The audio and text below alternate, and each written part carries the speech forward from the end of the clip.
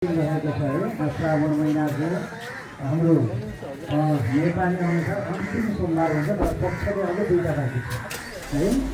तर हाम्रो नेपालमा चाहिँ अन्तिम अब यो साउन महिनाको अन्तिम सोमबार सायद अर्को अब 1 गते परेको छ होला भदौ लागेपछि। तसर्थ आज हामीले अन्तिम सोमबार श्रावण महिनाको पवित्र दिन रहेको छ।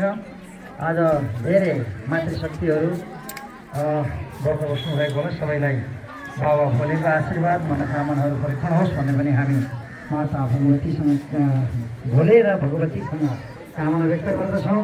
जहाँ भोले हुनुहुन्छ त्यहाँ भगवती हुनुहुन्छ, जहाँ भगवती हुनुहुन्छ त्यहाँ भोलेनाथ हुनुहुन्छ। अर्धाङ्गिनी भनिन्छ।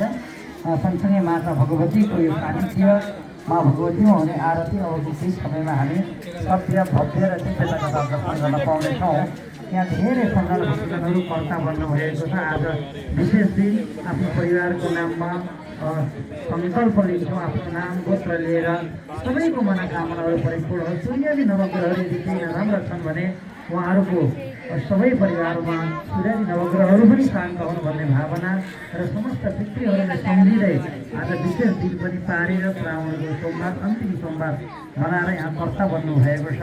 1100 भन्दा माथि प्रदान गरेर उहाँहरू सबैलाई धेरै धेरै धन्यवाद र धेरै मनकारी व्यक्तित्वले हाम्रो सहयोग पनि अर्पण गर्नुभएको छ।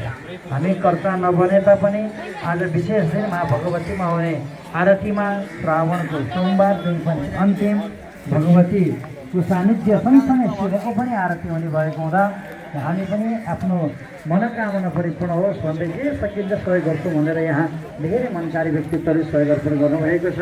उहाँहरूप्रति पनि हामी उच्च सम्मान व्यक्त गर्छौँ। हजुरहरू पनि यस महाआरतीमा केही सहयोग अर्पण गर्न चाहनुहुन्छ ओहो हामी पनि यस महाआरतीमा